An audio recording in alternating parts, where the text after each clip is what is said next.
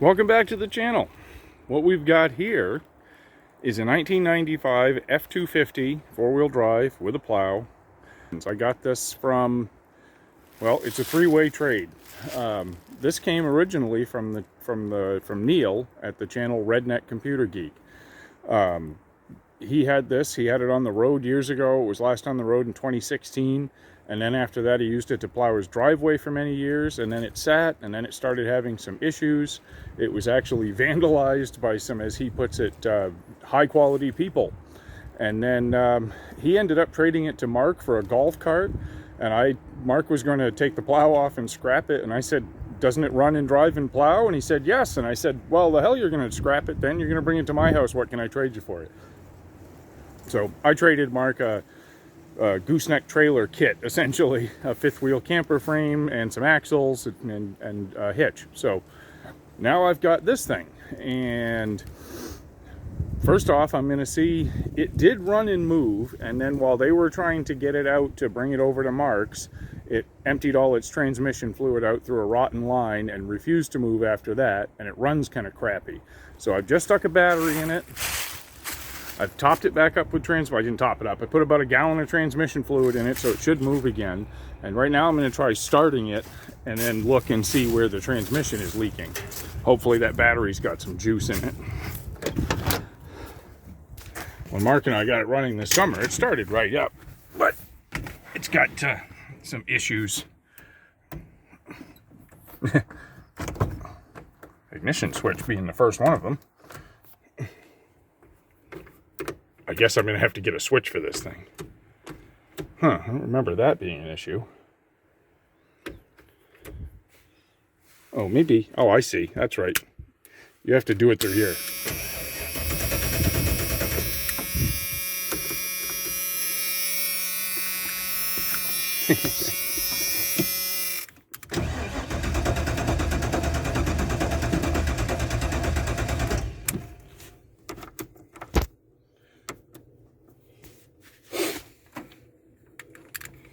Come on, old truck.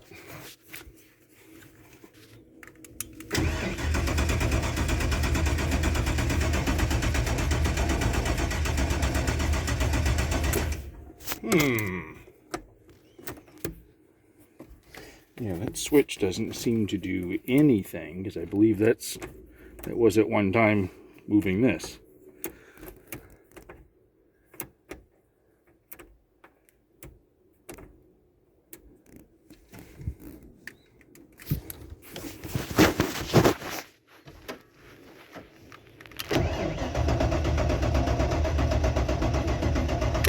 Uh-oh, running out of battery. Just flip these random switches that Neil has on them.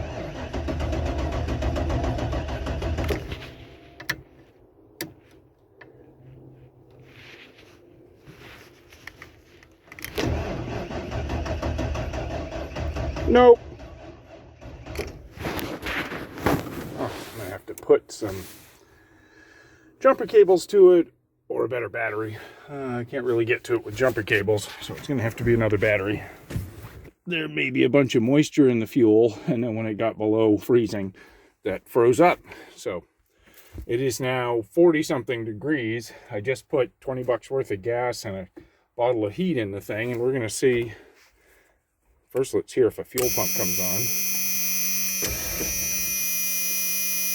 I can hear a fuel pump. Come on.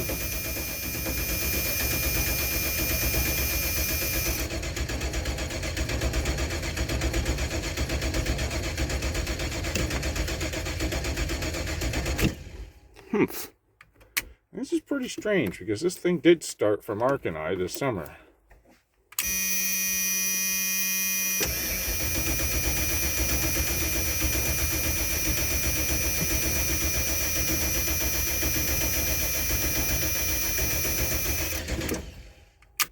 Something's not happening. I think I'm going to go get a can of Happy Juice and see if it starts up on that, so I know if it's fuel or ignition. All right, big hit of ether in there. Let's see if she starts.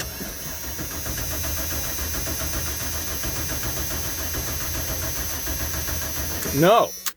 Okay, we have an ignition problem. You gotta diagnose a 95 F350 with no spark, I guess. F250, sorry. Yeah, there's no switches in this, I don't believe. I don't think these have any... Oh, let's step into that.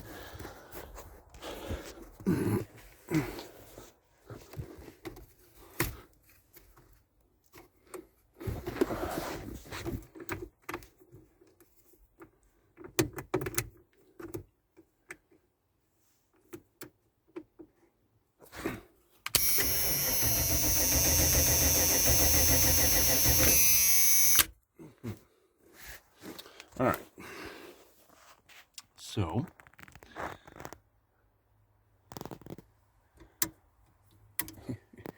extra switches. One of those is plow lights. Okay. Let's figure out why she's got no spark. Let's make sure that there isn't like an extra wire I didn't hook up to the battery or something.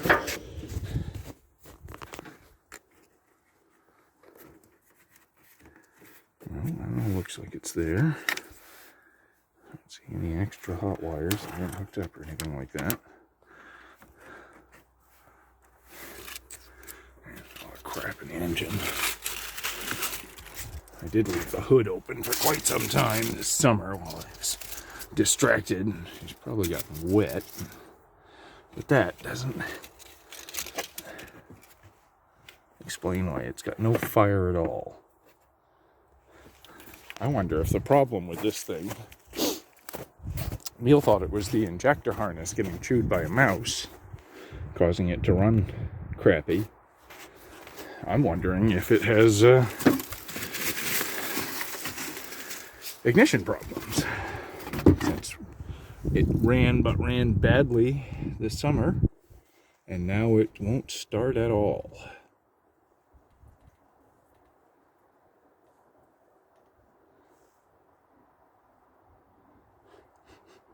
Smells like ether. I gotta poke around at a few things and see if I can figure this out. Well, I wiggled some wires around and now it runs. And there's my transmission fluid leak. Okay. I just needed it to run long enough to figure out where the transmission fluid was leaking from so I could patch a piece of line onto that. I think, and in a second here I'll show you what I think the problem is. Now, Neil and Mark both thought that this thing has an injector issue. That no start just now was from no spark. And what I got over here is a repair by, I'm going to guess Neil, because he's owned this thing for a long time, half-assing this thing just to make it work in the snow. At first glance, it looks like, oh, there's no way that coil is grounded because it's zip tied to the bracket because the coil bracket bolts all broke. The brackets, the bolts that hold that bracket to the motor are rusty, and I can picture it not wanting to pull this bracket and try and fix it. So what he did was he put a nut and a bolt through the corner of the coil, and he ran a ground wire that goes down to the engine block on a bracket. Now, what's happened over the last few years, I think everything is just rusted. This probably worked just fine when he did it. There's no reason it shouldn't. The coil needs a ground. It doesn't know the difference whether it's bolted to its bracket or has a wire running to ground. So what I'm going to do is go ahead, bite the bullet, break the bolts off that hold that bracket in place, remove the coil, extract the bolts, fix the bracket. But first, now that it runs, this thing did move before it pumped out all its transmission fluid at Neil's place in his video through that giant leak right there. So now what I'm going to do is crawl up under this gross thing, and I'm going to cut that line off, quick splice a piece of rubber line in there, and then I'm going to try driving this thing around the yard and see if I can put it in at least turn it around so that it's in a more accessible location to work on it, put jumper cables to it, etc., etc. I can't really put it down to the shop right now until I shuffle some things.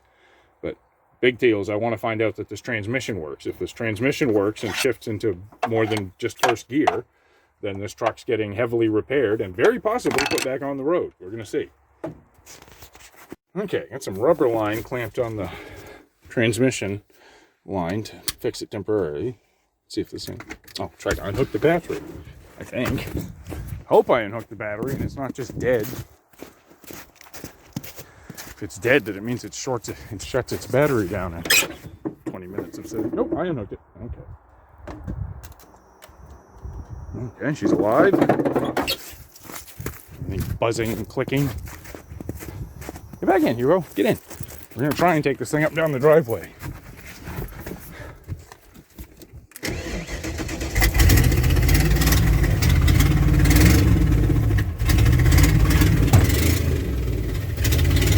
Does not sound very good.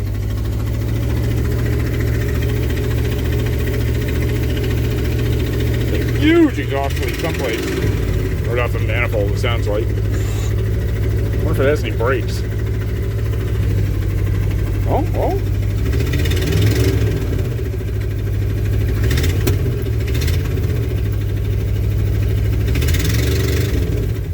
There we go.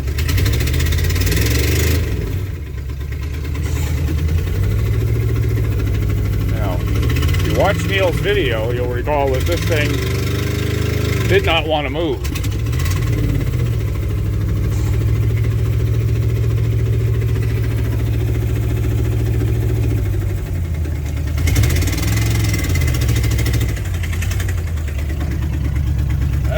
Transmission's low on fluid, or oh wow, this thing's even got brakes, more or less. I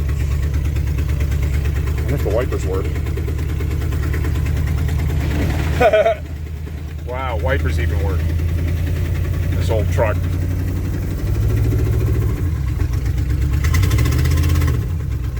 Doesn't want to take off until it gets some RPM. It may be a lost cause putting this on the road. Oh, is this thing in 2 high? Oh, I thought it was in 4 low. Oh, okay.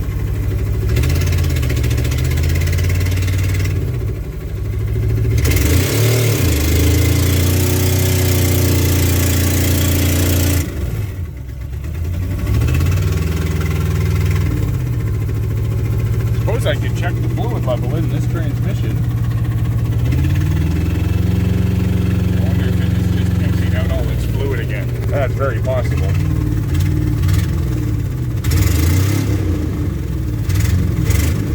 He doesn't want to move now. I smell training fluid.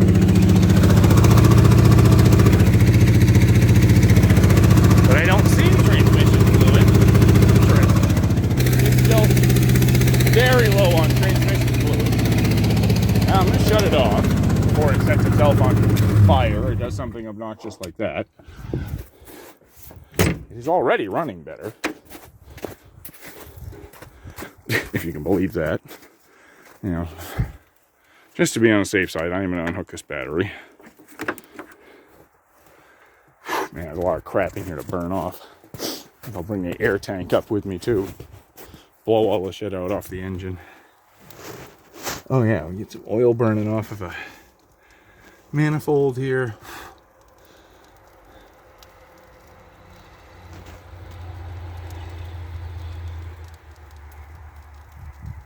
Yeah, if you missed it just now, I pulled the trainee dipstick and it is like empty. Nothing showing on it. And I know that they pumped it completely dry, which means that the converter was probably dry too, and the converter holds, I don't know, probably a better part of a gallon. So let's go down to the shop, see if I have any more Type F or Dexmerk, I think. Come on, Hugo.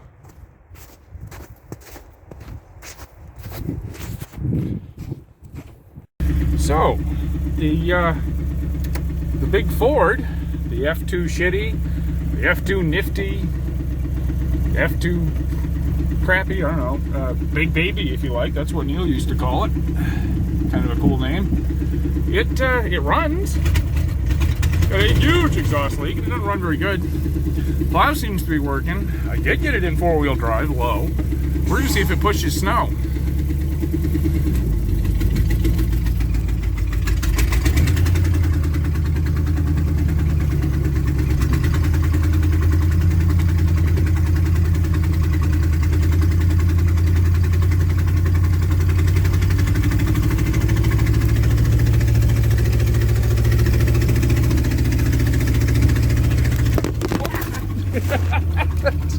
really should have. Man, snow all over my phone. I should have used a strap-up camera for this today, but here we are.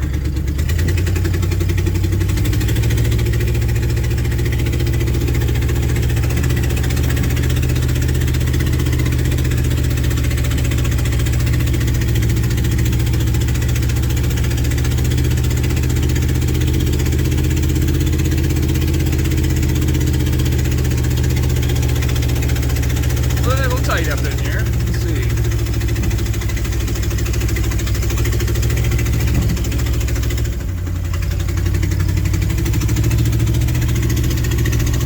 Around the corner we go.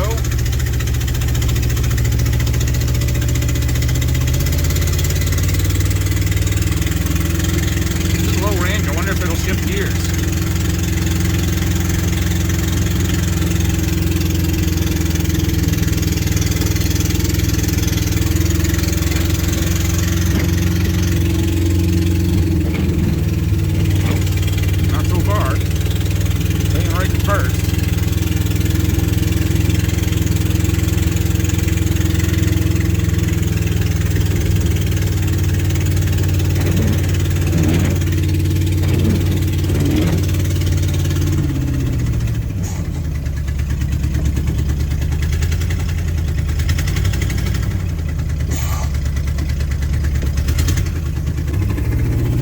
I take this thing, back it out into the road, and possibly get stuck there, I'm going to make sure the tranny fluid smell that I smell is just a little bit burning off of the exhaust, and not this old girl getting ready to set itself on fire.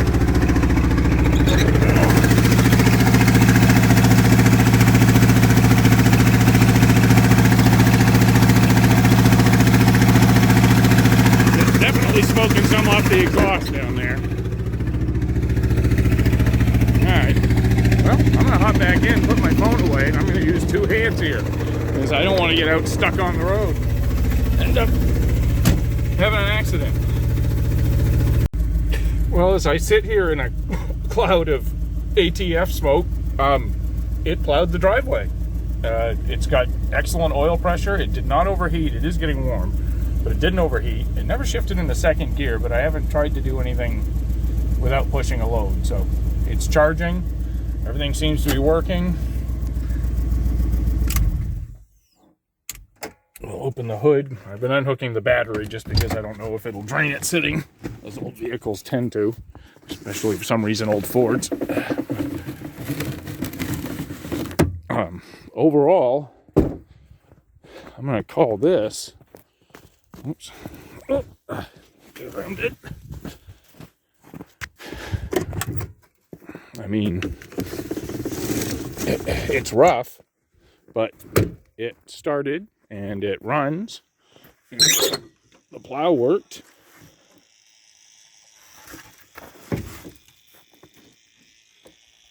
I hear something under here buzzing, and that's why I'm unhooking the battery. I don't think it's buzzing. I think what I'm hearing is boiling. Or bubbling.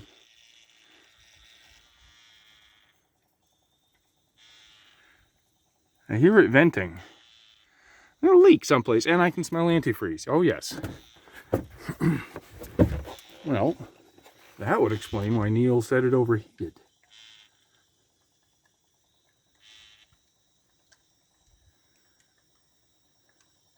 Oh, the bubbling in here is just it going into its expansion tank. But it's definitely got a leak over here. I can hear it making a farting noise, and it's right over there someplace. And yeah, she needs some more attention. But it just spent 15 or 20 minutes zooming up and down the driveway, pushing plow. I mean, I think through the three-way trade that Neil and Mark and I did, I think I have about $250 actually invested in this truck, and an afternoon's worth of tinkering to make it work. Well worth it already if it just continues to plow the driveway this winter. I need some more work for that. It's got a massive exhaust leak on the driver's side that, you know, is probably part of why it runs so bad. It doesn't run right. I think it's still dropping cylinders, but I haven't done any diagnostics. All I did was wiggle some loose wiring around with some rusty connections on the ground, and it started again. So I've got to fix that, and then we'll go from there. We'll fix the exhaust so that it's quiet, and I've got to fix it as a rust hole in the filler neck for the wow, the dipstick tube where you also fill the transmission has a hole rusted in about 8 inches down, which I only noticed after dumping about $15 worth of transmission fluid through it. So I got to take the filler neck off, either replace it or weld it up or put a piece of JB weld on it, something, so that I can just fill it with a regular funnel. Because right now you have to use a tube down it, and it fills really, really slowly. And I'm going to give it a full fluid change because we think this truck may have been vandalized by, as Neil put it, some, I think, quality people, is the term that he used. And, well, they couldn't kill it because, as you just saw, it runs. I mean, it just pushed its way uphill from all the way down at the shop through 10 inches or so of snow. And then I came out here. We pushed out the turnaround area and made 2 passes up and down the driveway. So that's definitely a success. Welcome home, big baby. You're earning your keep again. This truck's been sitting since 2018, as I recall. Well, not counting when Neil and Mark fired it up last summer to move it, and blew the transmission line and it pissed out all its fluid and wouldn't move anymore. But it hasn't been on the road since 2016. That's the last plate on it when Neil was driving it. And I believe 2018 was the last year that he plowed his driveway with it. And it's been sitting ever since. So can't kill an old F250. They'll be ugly and you'll hate them, but you can't kill it. So thanks for watching, folks. We don't know where we're going with this truck, but it's working again. And thanks to Mark and thanks to Neil, we all got what we wanted. John got a golf cart with a dump bed. Mark got a 5th wheel trailer that he's going to put together, and I ended up with a plow truck. So everyone's happy. But thanks for watching, folks. See you next time in the Winter Wonderland.